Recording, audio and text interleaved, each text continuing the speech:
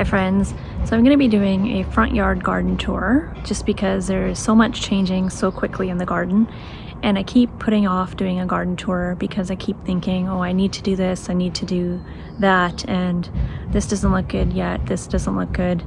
But as I keep putting it off, things keep changing. So for example, I missed all the lilac blooms, getting those on camera because of, waiting for this to happen or that to happen. So I'm just going to do a front yard garden tour for today, and just to document how things are looking, because I have looked at my past tours and they were so helpful to me. So even if nobody watches this other than me a year from now or 2 years from now, I think it'll be beneficial. And it was a beautiful sunny day. It is spring in, third week of May, and temperatures are great. The plants are loving it. It's just a great time of year. So let's see what's blooming in the front yard. Starting just outside the front door, we have this clematis, which the leaves look very healthy. I'm not sure what type this is. It is a purple variety. However, I don't see any buds yet, so maybe it's a late blooming variety. It was supposed to get planted out and just didn't get around to it, so it's going to do one more year in this pot. Right next to it, I've got this dwarf Alberta spruce. Just got it rotated so you can see all the new growth is kind of coming in on this side. You have to kind of keep rotating it so the sun hits it evenly. You can see this side is more full, and I've got these little twinkly lights on it which automatically come in on the evening, which I really enjoy. And then swinging around to my plant here, I have a skimmia which was put into this pot this year. It's looking a little worse for wear, but I think I've been overwatering it, just loving it too much, taking too much care of it. So I'm gonna just lay off of it, let it dry out. You can see these are drying up, and then hopefully it will rebound. Just at the front step here, I've got my alyssum. It's going beautifully. It's growing beautifully in this pot. Usually I pot this plant up. I haven't gotten around to putting anything in there. This alyssum overwintered, and it's got a beautiful scent, so it's a great choice for this front door. And this particular alyssum is just very, very green, just doing great. So I've got to find some kind of tall plant to put in there, which I just haven't gotten around to. This is my Blue Star Juniper on standard, and it's a little bit in recovery mode. So you can see it's kind of dried out in parts. So I did kind of like try to take out all the brown dead and just kind of trying to give it some breathing space and letting it bounce back.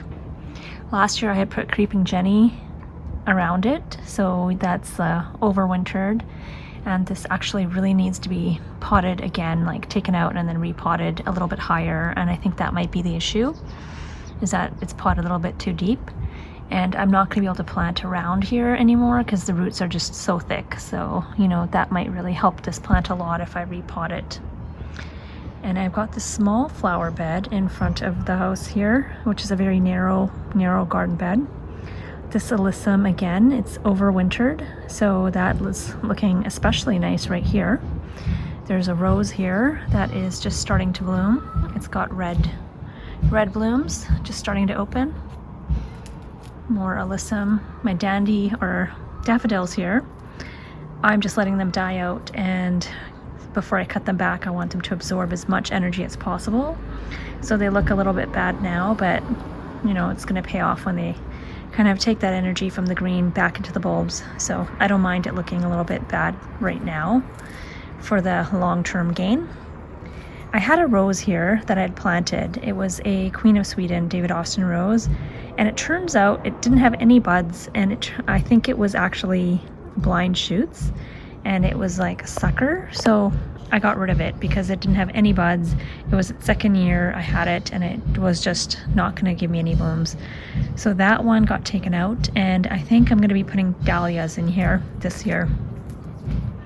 Here I have some creeping phlox, which I've had here for quite a while. I have some creeping phlox here and here, kind of as a ground cover. The only thing is the blooms are so short on that, like they were a light purple and they've already kind of gone over. They're just such a brief blooming period, and the alyssum just lasts all summer long, like all spring, all summer. So I think I might get rid of my creeping phlox and replace it with alyssum. Here is another red rose. This one has a little bit different habit than the other one, than that one. This one has kind of long stems, so it's like more of the traditional long-stemmed red rose.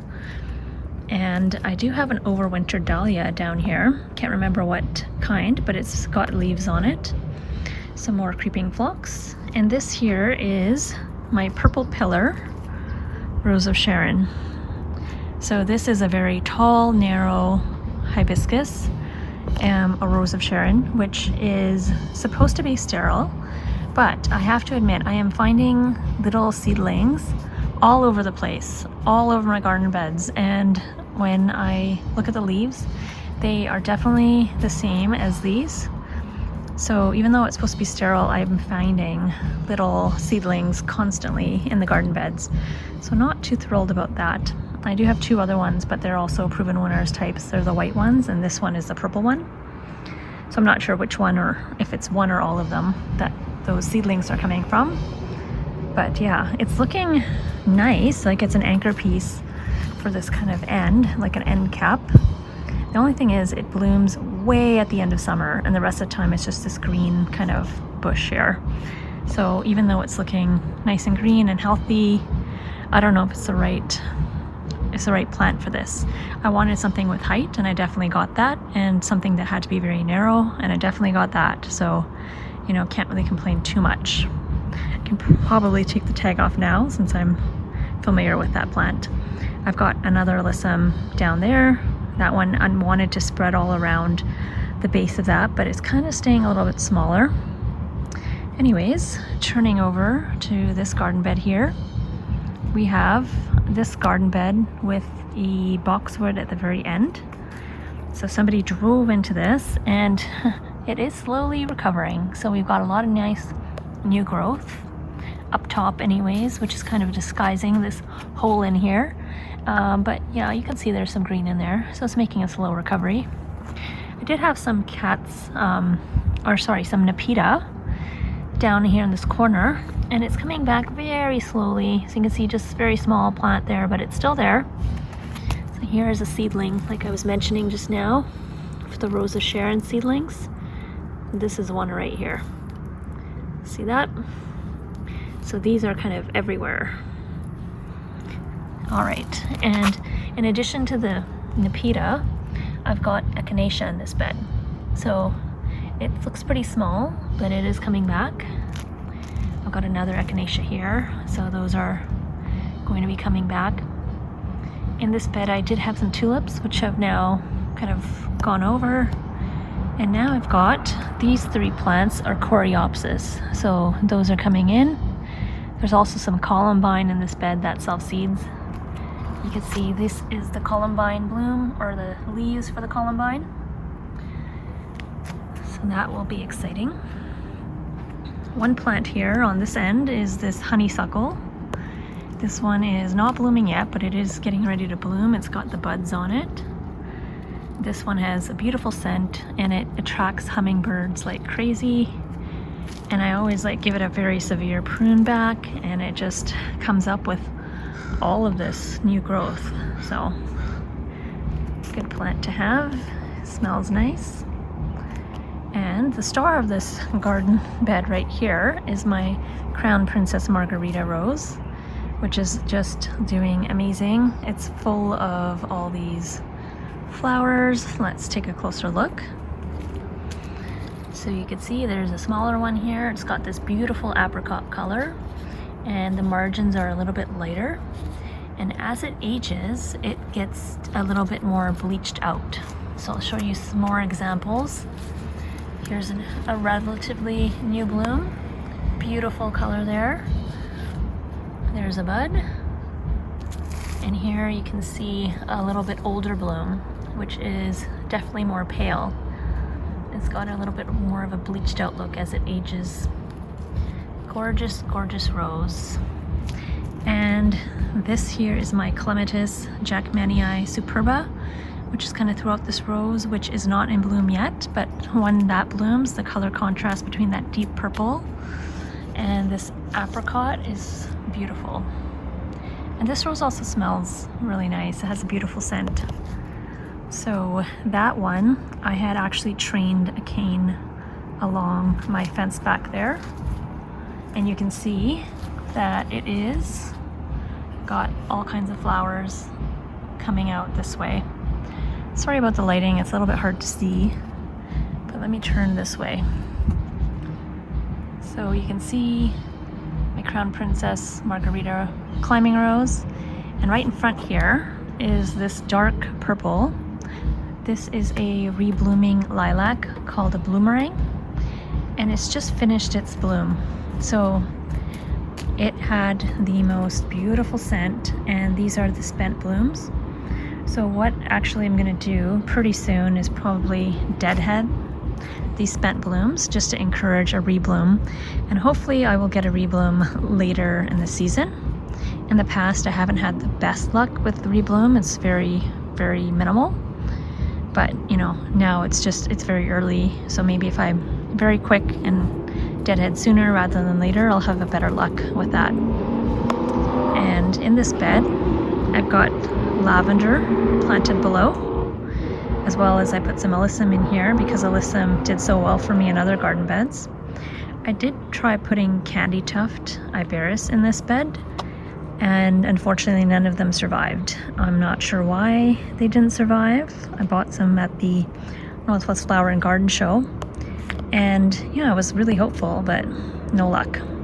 So the lavender does really well here, so I kind of have a lavender hedge. And then this doesn't really, I'm hoping that kind of fills out this alyssum over time. I did have this self-seed here, and I didn't know what it was.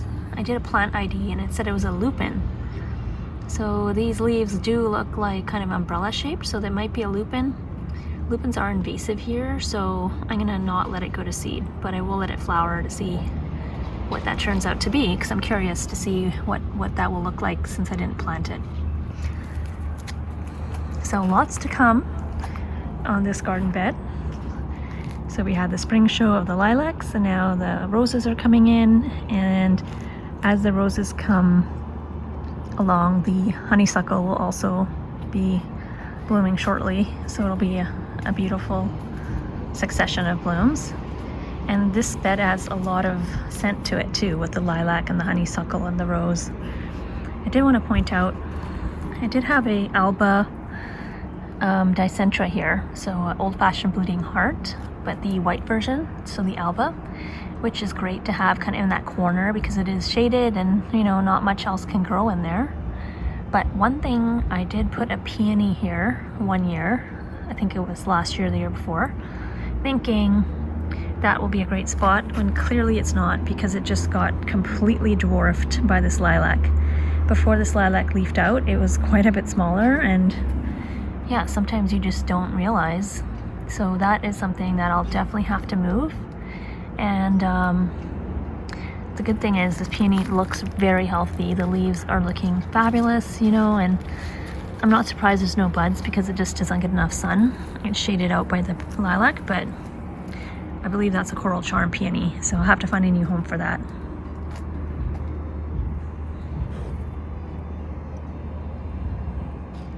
So here we have just a little narrow garden bed along the driveway here. And I was mentioning my purple pillar. I have two white pillar Rose of Sharons.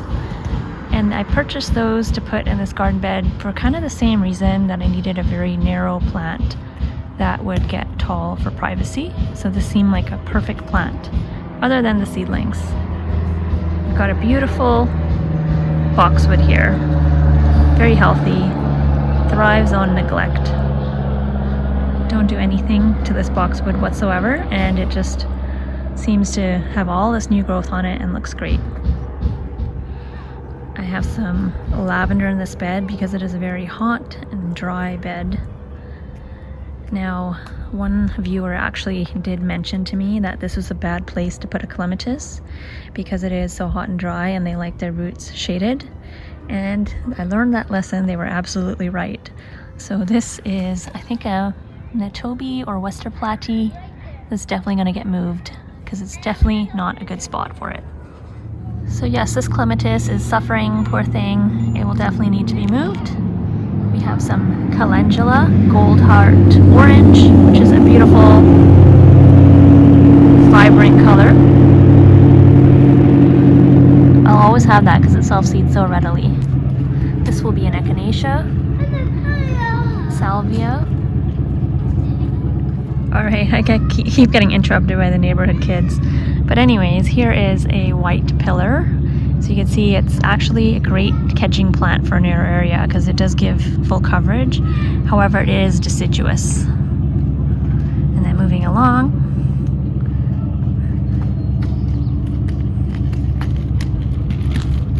This is an Andromeda japonica. And you can see the new growth. It's got this red vibrant blooms, or leaves I should say. This one is a very tough plant. We don't do anything to it and it comes back with these beautiful pendulous blooms which are gone now, but they're bell-shaped. Very nice plant.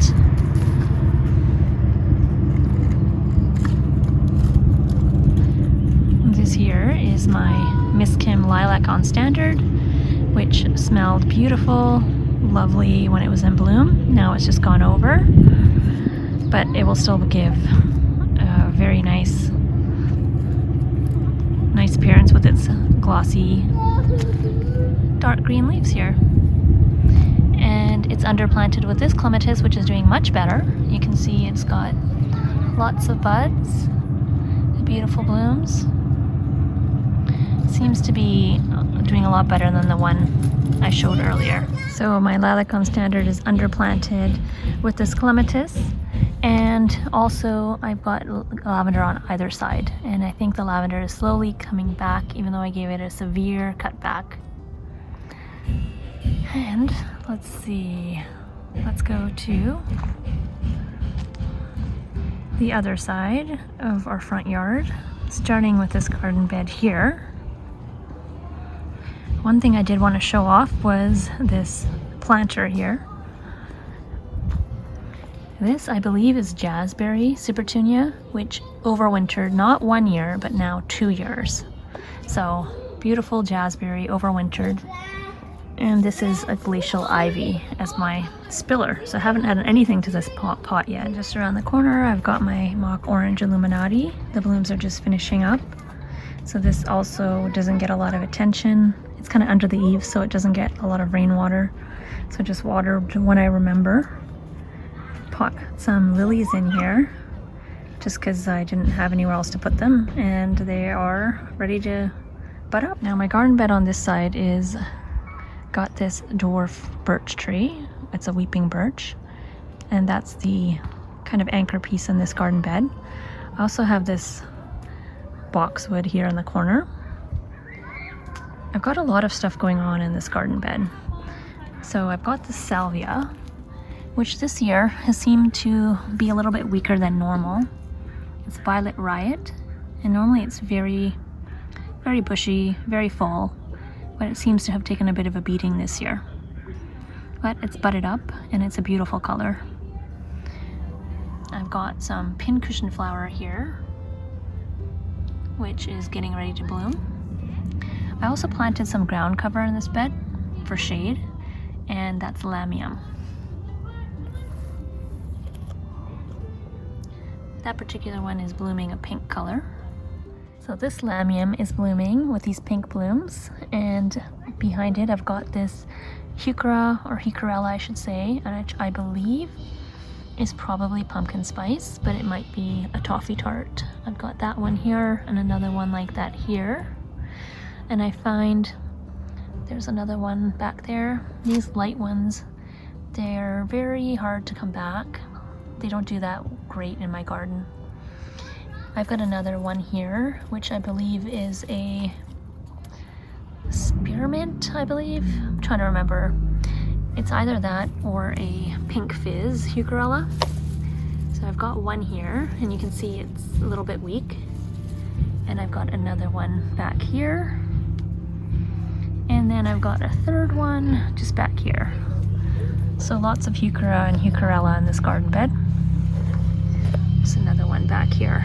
And you can see that they are surviving, but they're just not thriving.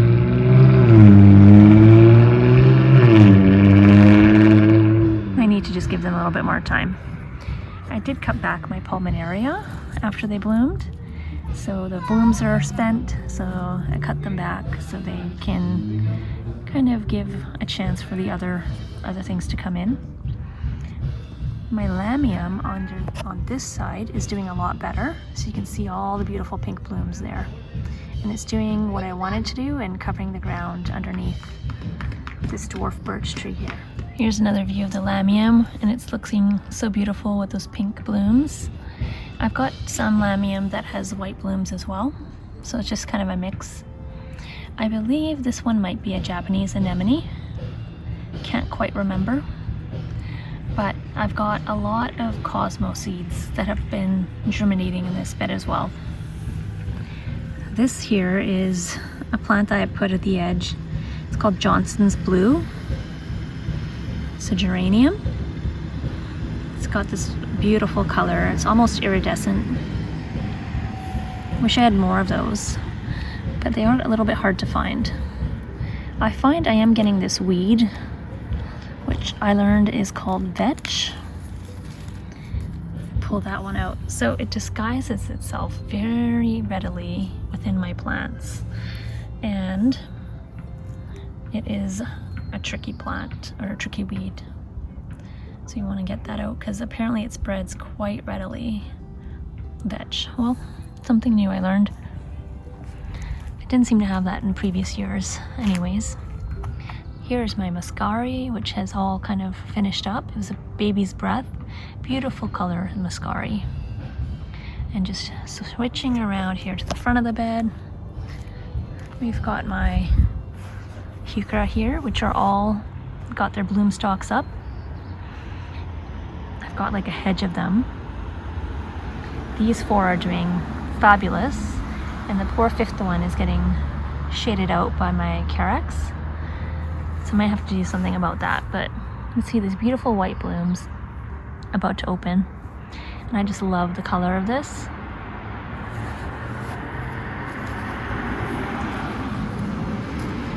I believe it is wild rose heuchera. It's a light purple color. Just love that. And actually I had a suggestion to take this carex, which has grown exponentially, divide it, and put it in between these heuchera. So take out two heuchera and put the carex in between. So I might try that, because this carex, there's 3 of them here, and I actually split one or two plants, and they have just exploded in growth unexpectedly. They really love this location. And even though they do look great, I don't want them shading out these plants. I might have to split that again to save this poor heuchera. These 3 heuchera I have here are the mahogany monster, which are amazing plants. They are just rock stars. They never fail in my garden anyways. Just back here, I did put this carex back here as well. It's a little different variety. It's got more yellow in it.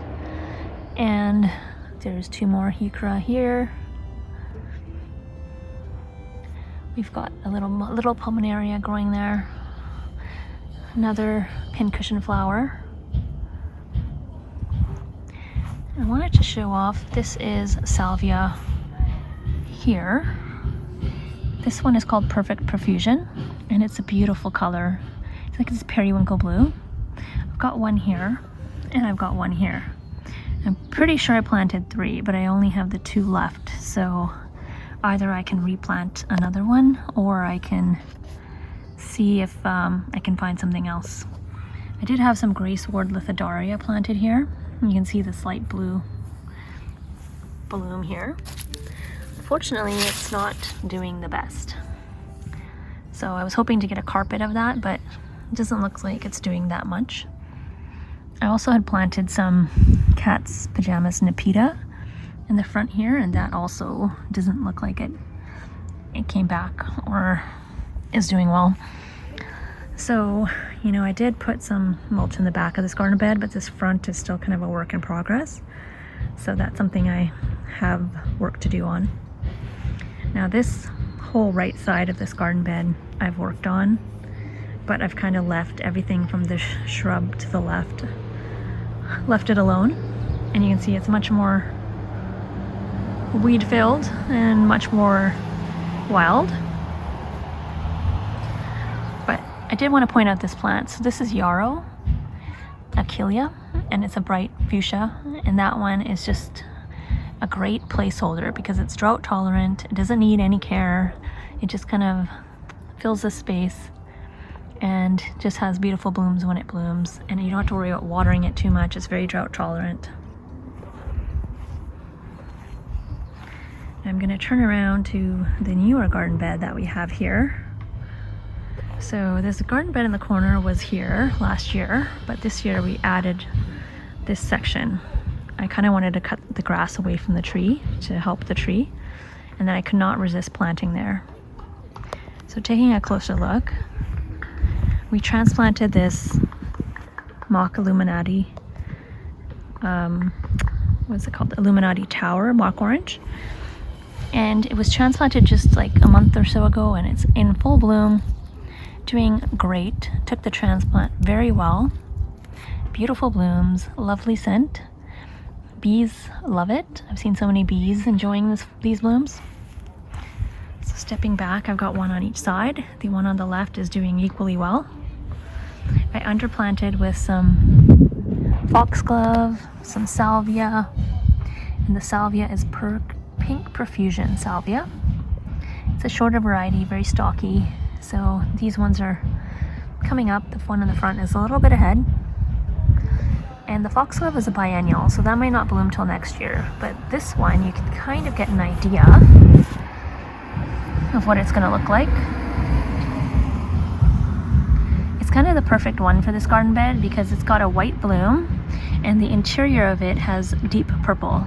So it's got deep purple speckling on white, and this garden bed with the perfect or Pink Profusion salvia and the mock orange, it's a combination of deep purple and pink and white. So I think that salvia and the foxglove in the combination with the mock orange will look really nice. Here's another pincushion flower, butterfly blue. Such an interesting bloom, really beautiful. I believe that's a short-lived perennial. Here's some more of that Pink Profusion. So you could see the bloom stalks are this deep purple, and then the blooms are this light pink. So it's a beautiful, beautiful bloom. And then I think once the blooms fade, then you still have the calyxes, which have this lovely color. And here's my hellebore, which is almost finished, but you can see the blooms are still hanging on. Even though they look a little bit faded, they're still, you know, not looking too bad. I've got my hydrangea here, more pincushion flower, some yarrow, a lot of rose campion. This rose campion is all budded up, ready to bloom. And the star of the show in this garden bed is my Boscabelle rose, looking so nice. Is that not the perfect bloom? So beautiful.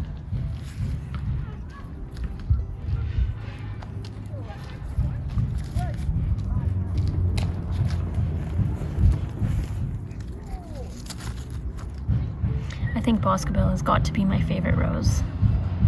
The only thing I would say is, even though the leaves look very, very healthy, that the blooms they're a little floppy. The stems are not as strong enough to hold them upright.